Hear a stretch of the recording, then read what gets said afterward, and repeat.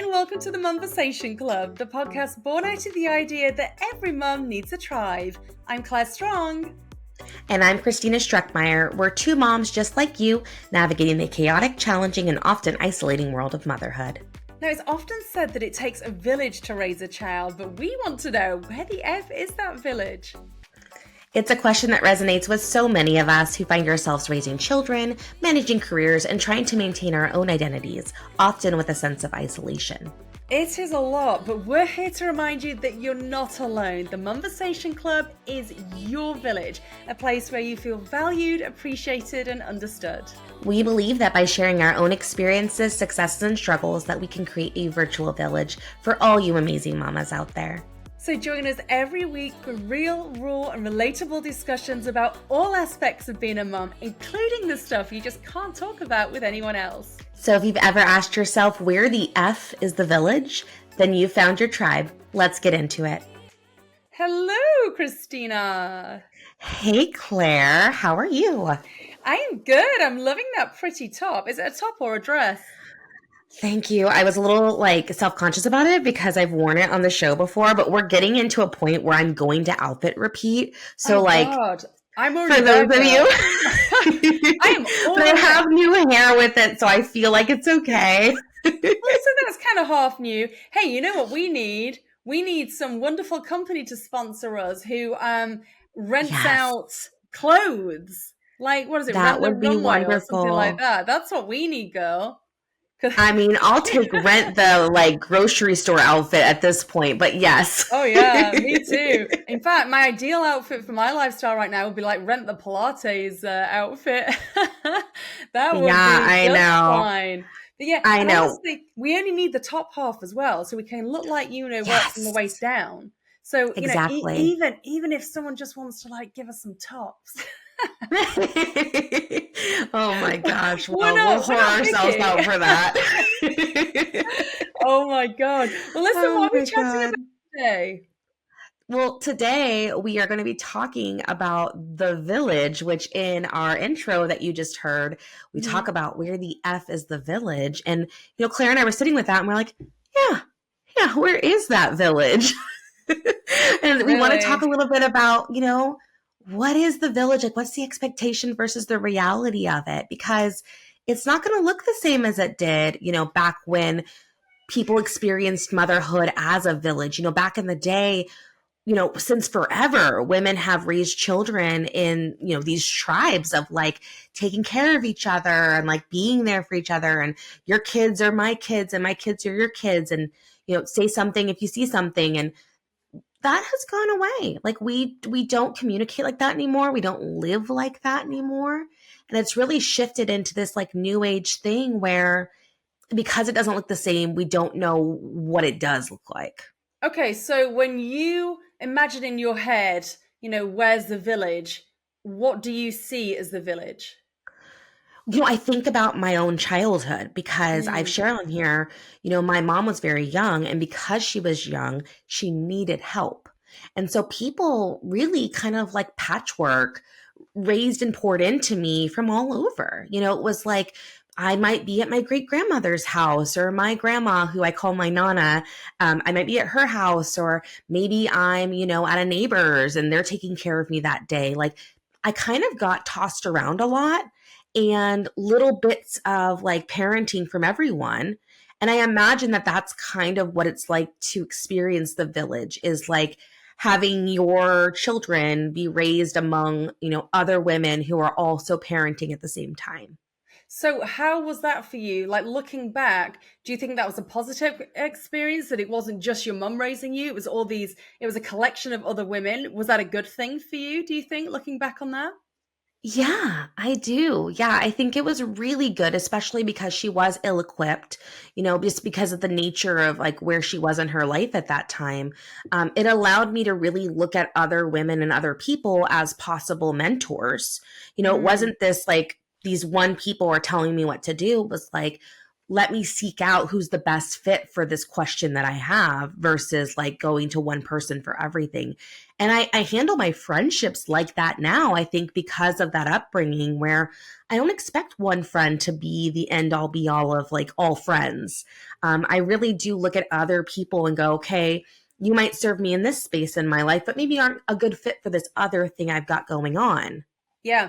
So that's interesting because I was raised by, my mom. I don't know necessarily that I was ever really, looked after very often by other people. Yeah, I had grandparents, but they would maybe once a week collect my brother and I from school. But they weren't involved with the day-to-day raising of me in that sense. But when it comes to friendship and on a friend level, I actually say that to my girls that, you know, you'll find in life that you have friends for different reasons. A certain friend, if you've got something going on, a certain issue, you'll go to that friend for that.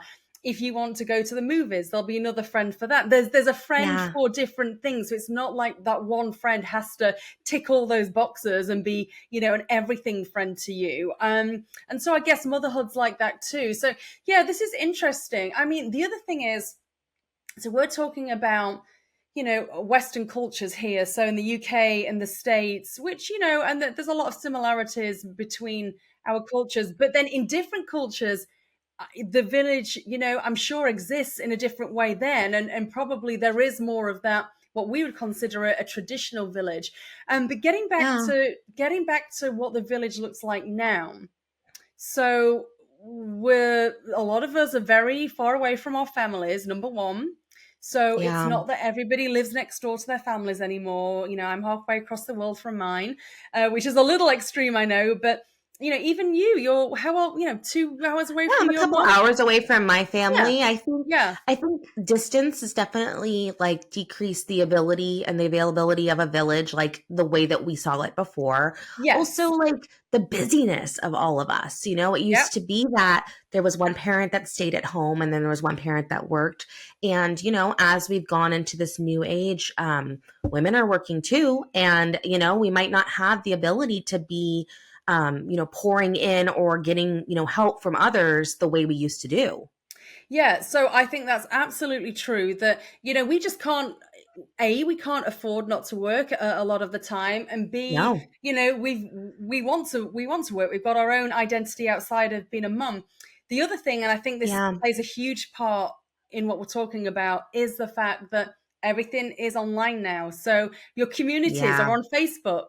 Your friends are on Instagram. If you've got an issue with something, you Google it. You watch a YouTube tutorial. So Yes. so traditionally we would have called that person, whether it's our mum or someone else, oh my god, this has happened with my kid, what do I do? I'm sure other people will agree with this, but I'm guilty of just, oh my god, googling it straight away. It actually Yeah. wouldn't enter my head to call my mum. Actually, if it was something that I needed to know there and then, I would Google it. I'm not saying I wouldn't bring it up with her in a later conversation, but Yeah. Yeah. so But your that's first different. My instinct is first like, instinct, my first go-to place is Google, which, yeah, I mean, in some ways I'm sure that's a little sad, but it is very representative of our totally. life now, and it's going to be even more so with our kids, when they're our ages, because Well, this has only been like this for us for the last maybe 15-ish yeah. years. Yeah, Well, and I think also like the availability of that information has also like you said, it's broken that communication of like generational wisdom. But also, you're getting information that's conflicting and from strangers and is very impersonable to yeah, like who you are and the way that you might do things. It's not like your mom knowing you so well. And if you have a good relationship with your mom, her being able to pour back in. It's this like stranger on the internet you've never met, or like this mom on the Facebook group that has this idea.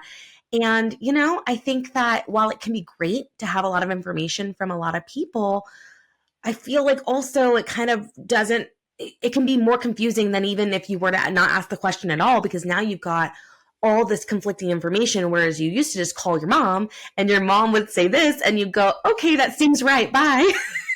Yeah, I think the best case scenario now, I guess, is a bit of both because, what I will say is in defense of things like, mum Facebook groups, they can actually be Sure. very, very valuable. I'm a Yes. member of quite a few of them. And, especially if you've got, for example, you have a kid with ADHD, or in my case, I have nerve damage, maternal nerve damage. And so I'm in a group of other mums who have suffered the same injury as me. And so, especially when you don't have your physical family around you, Yeah. or even if you do and you're not close with them, these like makeshift villages that are, digital villages, really, where you probably have never even met the people that you're friends with on there, they do definitely fill that void. And in some Yes. cases, it's the difference between feeling isolated and not. So there's definitely, I think when they're done right, they are extremely beneficial. Yeah, I But agree. I yeah, agree. yeah. I think that the thing that's missing for me on those mom groups is like the realness, right? Like I Mm, feel like in order to be a part of the village or like to be cultivating a village of some sort, you kind of have to be vulnerable and you yes, you also do. have to have like the courage to reach out to another mother in a real way. Cause it's like, you have a mom's group and it's like, hey, little Johnny has this rash. Should I take him to the doctor?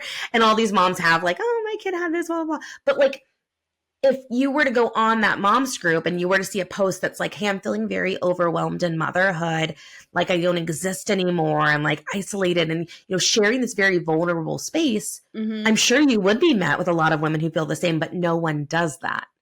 Like we're all just trying to look like we have our shit together. And there's courage in like reaching out to another mother and being like, hey, I see you're struggling, or hey, I am struggling. Yes, I mean, some of the groups that I'm part of on Facebook, especially the mum ones, I think that's the thing. To get what you need out of them, you have to be prepared to be vulnerable. And that's, Yeah. can be very uncomfortable for people because you don't necessarily know these people. And then, No. unless your comment's private or whatever, your message is private, it's for the world to see too, or the other members of that group at least. So it is interesting. So, okay, then. So, So how can we as mums be a village to other mums then? How can we do that? yeah, how do we fix What's it, right? Like how yeah, do well, we how do we what's the get the village? yeah, how do we get the village? Like practically, I don't mean that we're super Ah, women, but on a practical level, what do you think we can do individually or collectively just to be yeah. there for other mums? Well, I think first we just kind of drop the fact that it's not going to look the same. Like we Yeah. can't, like it's not going to look the same as it did even 20 years ago, even 10 years ago, even 5 years ago. Like it's just life is different these days. But I think putting yourself out there as a helper is a great first step. And not in just a way of like I see a lot of a woman will have a new baby or she'll be going through something and people will be like, well, let me know if you need anything or I'm here for you if you need me, which is a great sentiment, but like what would be even better is to offer help with something tangible. And I've done this recently. Like I had a friend who was going through a hard time with depression. And I reached Mm. out to her and I said, hey, I would love to come by your house and help you with laundry this week, bring you some coffee. Like, hey, Wow. let me give you this specific thing. Or, I also offered like prior to that, she kind of turned me down for it because she had it all figured out with that. But I said, hey, my kid is just as wild with one or two. My toddler doesn't get any crazier when there's another toddler. So if you want, I can scoop up your toddler and like we can go to the park. I can watch your kid if you want. And we know each other enough for that's okay. Yeah. But the thing is, like, offer to help with something specific. Say a thing that would be helpful to them, and offer that, and see if that changes. Because for me, let me know if you need anything. I don't know if you really mean that. Like, will you come over and wash my dishes? Like, is that Well, something you'll do? yes, and I guess the onus then is the ball's back in your court, so you have to. It takes effort from you. You're the person that's Yeah. supposed to be being helped, but it takes effort from you to actually Yes. think, like, okay, so what do I say? Like, if I say this, are they going to take it the wrong way? Is that crossing the line? But this is really what I need Yeah. help with. So yeah, Yeah. it's a difficult situation. So I like that. I Offer like the that help. Offer the suggestion. help. Yeah, And also vice versa. If yeah, someone offers to bring you dinner, take it. Take the help. yeah. Sure, you could probably figure it out. Like, yeah, my kids could just eat waffles or whatever. Like, it's fine. But like, if Mm. someone's offering you something, they're not just offering it to be kind, they're offering it as a hand out of connection. And like you want to grab that hand if it's being offered so that way you can build the village. You can build the community around you. So even though you're like, "Oh no, I'm fine. Don't worry about me. I'll handle it. I'm strong." If someone offers you help and it's tangible, like I'll bring you dinner or let me know if I can watch the kids next week, take it. So maybe it's about us as mums not being so prideful, and kind of being a martyr really by just Yeah. assuming or telling ourselves we can do it all, and maybe that taking help is a sign of weakness, which it absolutely is not. So have you got any Yeah. examples of when other women or other mums have actually stepped in and helped you? Yeah, actually, like recently, this, I think Really? maybe I'm putting out feelers of like, I am open to help because people tend to kind of walk and help me. But yeah, there's been two instances I can think of.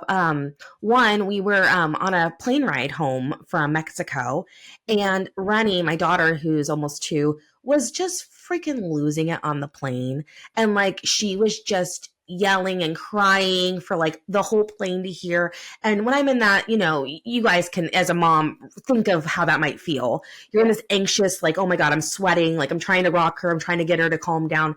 And this mom from like maybe 5 or 6 rows back came up to our row and had one of those squeezy apple sauces.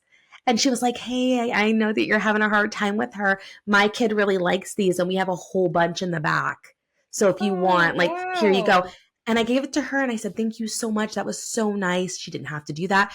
It took her getting the courage to get up, walk over, and let me know, one, here's an actual offer of help, but also, I see you, you're not doing anything wrong, and I support you as another mom. Like, it was very helpful to me in that moment to have that recognition from her. Even though she didn't say those words, that's what that action said to me. Wow, that is lovely. So just a Yeah, small random act of kindness, but the fact that it was practical as well. totally. And it was, she'd understood, she'd read the situation. Yeah. Yeah, And I if like, you see something, like, say something. Like, I know how many of yeah, us have been in the grocery store and there's a kid completely losing their shit, yeah, completely in the grocery store. If yeah. you were to say, I know. "Hey, And I've been there. Like, I've been there. Toddlers, man." And you just kind of walked by, how appreciated would they feel? Like, you're not helping them in a way that's overstepping, but it's like, I see you and you're doing a good job. yeah, so I had one of those, we call them push chairs in England. I can't remember what you call them here, like a stroller. Okay, so I Okay. had yeah, a double one Stroller. though, because yeah, we call them pushchairs, but I had a double one in England because, and when I lived in France too, because the girls are very close in age. So there was like a good couple of years where they were both in this like double stroller. Um, and so whenever I see a mum with a double stroller, I make a beeline to help her if I think she needs help. So, for example, the other week there was a mum who had a double stroller, and I was walking out of a shop and I could see her heading towards the shop, and I just stood with that door open. I was like, I'm not gonna, I see her coming. That was me 10 years ago. So I have got Yeah. your back. And then I said to her, she passed, she said, "Oh, thanks so much." I said, "Don't worry." I was like, that, I was you 10 years ago. So I totally get it. So I think it's just having that, just that Yeah. empathy, and, put yourself in their shoes. If this was, happening to you, you would most likely want someone just to come and help out, even if it's just a tiny 1000%. little gesture of support. It means so much in that moment. Yeah, yeah. And then the other instance I had was recently at gymnastics. So my daughter Stella is she's on the autism spectrum, Hmm. and we do like mainstream gymnastics. So like it's not a special needs gymnastics class; it's an intro class that everyone's in. So different skill sets for everybody, but like the children she's surrounded by are not special needs children. Hmm. And the coach is not a special needs coach. And so typically she does pretty well with it. Sometimes she's not quite listening, and like they may ask her to do something and she's like, "Nah, I don't want to do that." Um, but for the most part, she does do everything. Well, a couple weeks ago, she was just feeling very overstimulated that day. And I could kind of tell Mm. going into it, there Yeah. might be a little bit of some pushback at the practice, but I'm in the middle of planting season with my husband. So it was me, Stella, and I had to bring my youngest, the almost 2-year-old with me on my hip. So I'm getting everybody to the practice on time. I'm not really on time. I'm kind of like a little bit late, frazzled. And she does well, but a little on edge during the whole practice. And as we're trying to get her to leave the floor, she decided she did not want to leave. And she started kind of having a meltdown, hitting, thrashing, didn't want to be like, and she's in the middle of a gymnastics floor where all of these parents are like watching her. And it made me feel like all the spotlight was on me. And I had a toddler on my hip, and I thought, well, I can't really navigate this with her on my hip. So I'm trying to figure out how I'm going to do this. Like, am I going to grab her with one hand and drag her out with all these parents watching me? Or am I going to like put Rennie in the car and then leave her unattended for a minute so I can get her out? And this wonderful mother was like, hey, I can watch her while she's in her car seat if you want to grab her. Oh, And she wow. followed me out to my car with her baby on her hip. She probably had like a 6-month-old baby. Oh, And she just followed me out. I strapped Rennie in, and she stood next to Rennie in the vehicle until I could get Stella back to the car. oh, that is And so nice of her. it almost made me want to cry because I was so overwhelmed. Yeah. And the kindness of that gesture of just like out of her own heart, like she didn't need to do that. And also she could have just given me like a sad look, like, oh, I'm sorry you're dealing with that. No, she went the extra mile to say, Yeah. hey, I can do this to help you. And I needed it. And so I took the offer, and I don't know if I'll see her again because it's like, you don't see sometimes the people again. But if I do, man, I owe her flowers. I owe her chocolates, all the things. Like, I just am so appreciative. And that's something we can do as moms. If you see another mom going through it and you can help in some way, whether it's opening a door, putting back a grocery cart, if a kid throws all the stuff out the aisle, helping her pick it up, like, just look at her as like a former version of you, like you did earlier, and go, what would I need? Because our kids are changing all the time, so the stages are different, and it's, I Yeah. think, very easy to forget that particular stage. But if you can Yeah. just put yourself in their shoes for 10 seconds, that version of you would definitely have wanted some help and support. So I agree. I think on a Yeah. very practical level, that's something that we can do to be the village. So even to total strangers, just being aware of mums in the community and around you and in your neighborhood, and if you see a mum in distress or a mum just struggling, don't be judgy. Don't be like, oh, she's got it, she's fine, or I don't know, or I can't approach it. Just go and offer your help. Just go and do it, because Yeah. she'll absolutely be so thankful for the help and support. Yeah, and getting back to just like your actual tangible village, because there's these drive-by village situations where like you can help a mom here and there, and that keeps them feeling supported and seen. But like on a tangible of like cultivating friendships and trying to Mm, like build people in your life who you can start counting on habitually, be the one to reach out and offer stuff. Like I said, the help, but also connections. Like I recently reached out to a friend. She's got 3 special needs children of her own. She works full time. She's got a wow. busy life, like busy, busy, Gosh. busy. My schedule's not as busy. I mean, obviously, like things are kind of crazy sometimes, but like not as busy. And so I reached out to her and said, hey, I got the girls solo for the next few weeks. I would love to get together with you. I know that we don't have good schedules.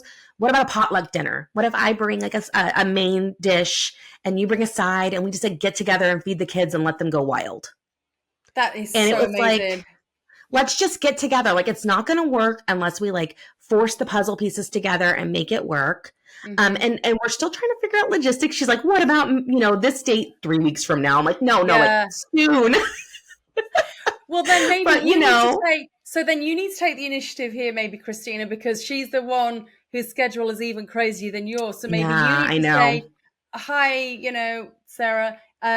Let's do either next Tuesday or Thursday. Do those days?" And you Yeah, set the schedule, because that's another thing that she's totally. going to have to like navigate. But one of my neighbors actually, I texted her back last night, and we were arranging to go walking next week, because she texted me a few weeks back, and she said, I'd love to get together. And she's my neighbor, and she lives like literally about 5 doors down, but we're so busy Yeah. that I don't get a chance to hang out with her. And so she texted me and said, I'd love to meet up for coffee or go for a walk. And I was like, oh, a walk. Well, I like walking. So I said, well, I love walking. So why? And I also love coffee. So I Yeah. said, I love those why things. yeah, yeah. Two of my favorite things.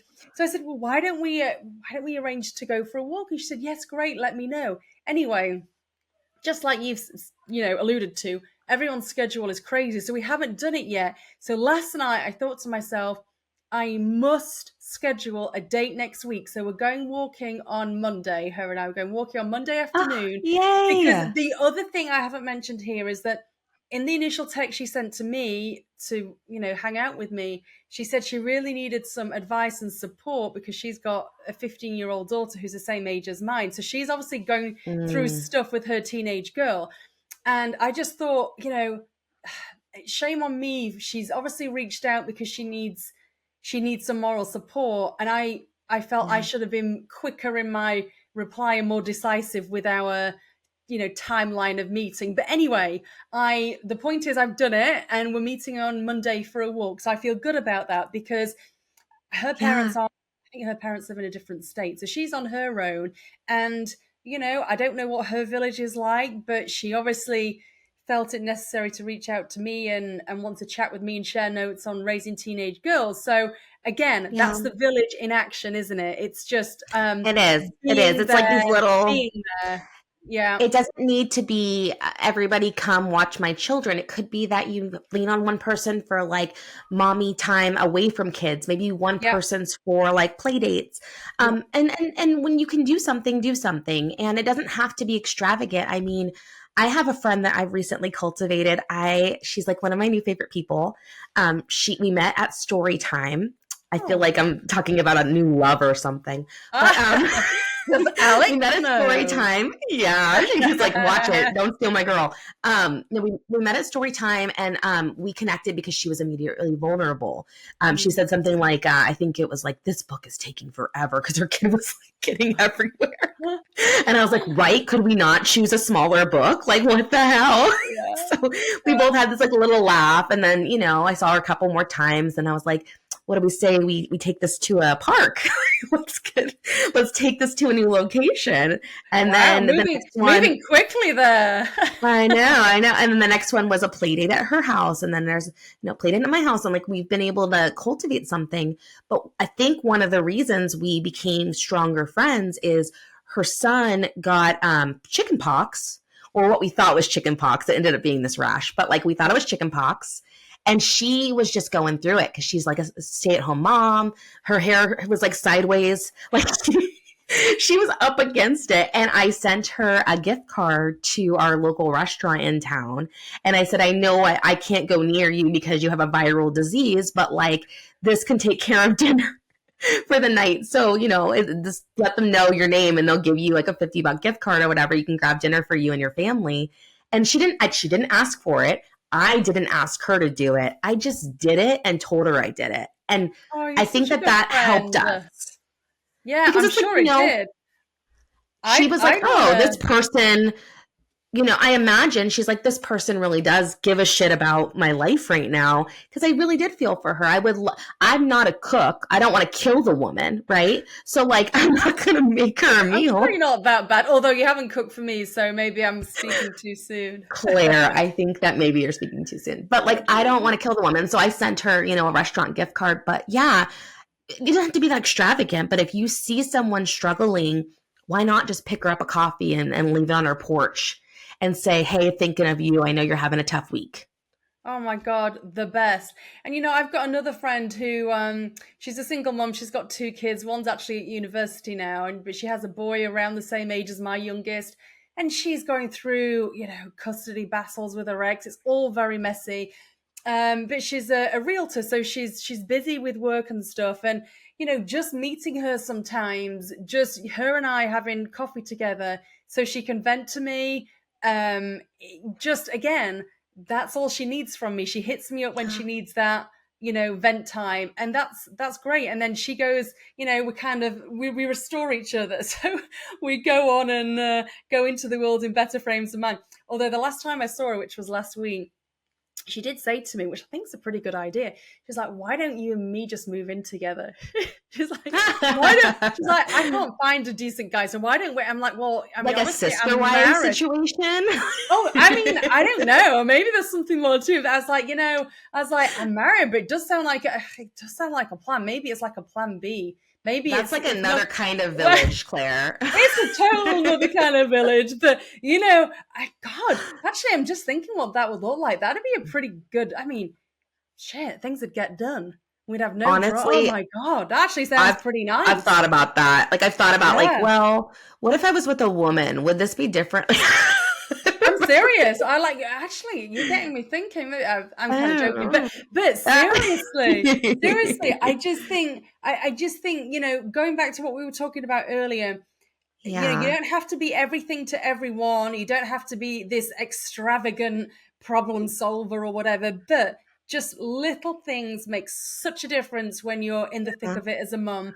And things like, my God, if someone dropped me a coffee off outside my door, especially if it was from Bird Rock Coffee Roasters, you would be Please.